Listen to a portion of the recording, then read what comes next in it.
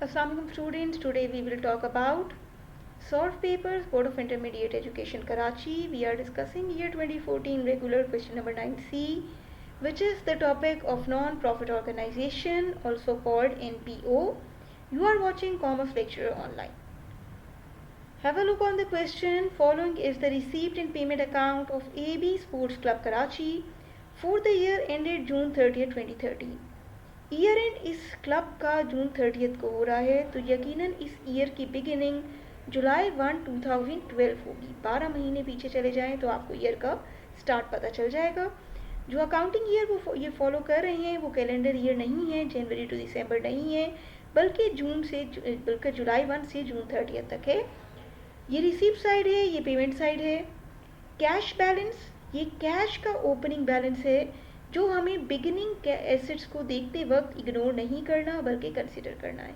ये cash book की ही form है रिसीप्ट एंड पेमेंट अकाउंट। अगर कैश का एंडिंग बैलेंस चाहिए होगा तो ये रिसीप्ट का टोटल और उसमें से पेमेंट्स का टोटल माइनस करके कैलकुलेट किया जाएगा। Additional data, accrued subscription. The word accrued tells us this subscription is still receivable.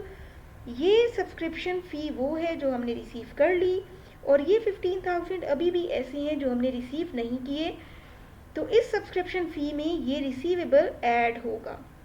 Prepaid utilities 8,000, ये जो यूटिलिटीज़ एक्सपेंस हमने पे कर दिया उस 30,000 में से 8,000 एडवांस पे हो गए हैं, तो इस 30 में से 8 को माइनस करेंगे तो एक्चुअल यूटिलिटी एक्सपेंस आ जाएगा।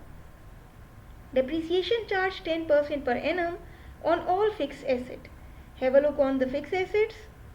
Salaries to groundman, repair expense, purchase of computer for charity, ये तीनों तो एक्सपेंसेस हैं। यूटिलिटीज़ भी एक्सपेंस है, मैच टिकट्स भी एक्सपेंस है। फर्नीचर हमने ख़रीदा, फर्नीचर का ये बैलेंस और जुलाई 1 2012 के AB स्पोर्ट्स क्लब के कुछ बैलेंसेस हमें दिए हुए हैं, यानी ईयर के स्टार्ट के बैलेंसेस हमें दिए हुए हैं। 1,80,000 फर्नीचर पहले से था, 1,50,000 का फर्नीचर हमने और ख़रीदा। दोनों को प्लस कर लेंगे, टोटल फर्नीचर बैलेंस पर 10% कैलकुलेट करेंगे तो हमारे पास डेप्रिसिएशन एक्सपेंस आएगा फर्नीचर का। स्पोर्ट्स इक्विपमेंट, ये भी फिक्स एसेट है, 10% इस पर भी कैलकुलेट करेंगे तो इस एसेट का डेप्रिसिएशन एक्सपेंस आएगा। लोन, ये हमारे पास बिगिनिंग ईयर की लाइबिलिटी है। अगर हमें बिगिनिंग ईयर का एक्यूमुलेटेड फंड कैलकुलेट करना है तो बिगिनिंग ईयर के एसेट्स यानी कैश बिगिनिंग का, ये दोनों एसेट्स बिगिनिंग के, उसमें से ये लाइबिलिटी माइनस होगी। Subscription in arrears, beginning year की ये सब्सक्रिप्शन रिसीवेबल है, अभी भी हमारे पास एरियर्स में है, तो ये वो सब्सक्रिप्शन है जो ईयर के स्टार्ट पर रिसीवेबल थी और हमने इसको यकीनन बाद में रिसीव किया होगा, तो जो पिछले साल का रिसीवेबल होगा वो इस साल की रिसीव्ड इनकम में से माइनस होगा, यानी 1,20,000 में से ये 15 प्लस और ये 50 माइनस करने हैं, तो हमारे पास एग्जैक्ट सब्सक्रिप्शन फ़ी आएगी जो इस करंट ईयर की होनी चाहिए।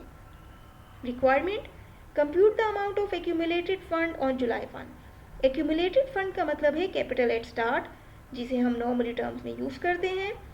वो कैसे आएगा? बिगिनिंग कैश से बिगिनिंग एसेट्स को प्लस करें, यानी ये रिसीवेबल जो बिगिनिंग एसेट है बिगिनिंग ईयर का, और ये दोनों फिक्स एसेट जो बिगिनिंग ईयर के एसेट्स हैं, उनमें से हम इस लाइबिलिटी यानी लोन को माइनस करेंगे तो हमारे पास एक्यूमुलेटेड फंड स्टेट का आ जाएगा।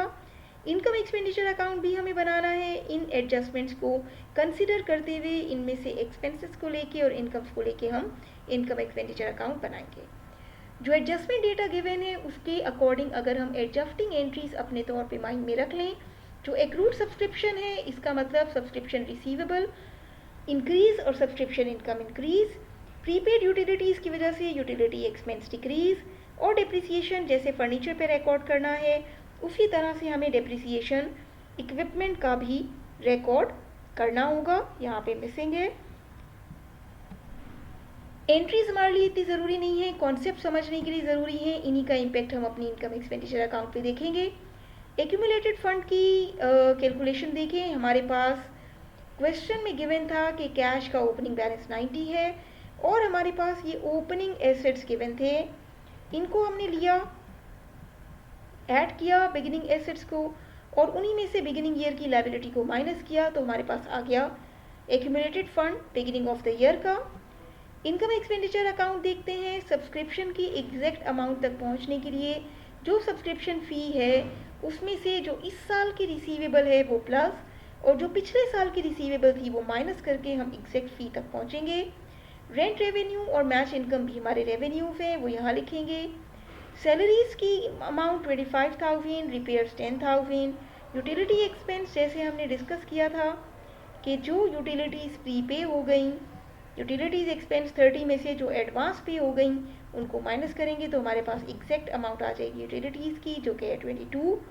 टिकट्स को प्रिंट करना एक्सपेंस है। 2 एसेट्स का एक्सपेंस है हमारे पास डेप्रिसिएशन का। इस तरह से हमने टोटल किया इनकम्स को और उसमें से हमने माइनस किया अपने एक्सपेंसेस को, तो हमें पता चला कि इनकम्स का टोटल ग्रेटर था, एक्सपेंसेस कम थे, तो सरप्लस अर्न हुआ हमारे पास 74,000। Total of both sides will be written here and this is how the account will be ruled off. Like the video, share the video, subscribe the channel for more informative videos.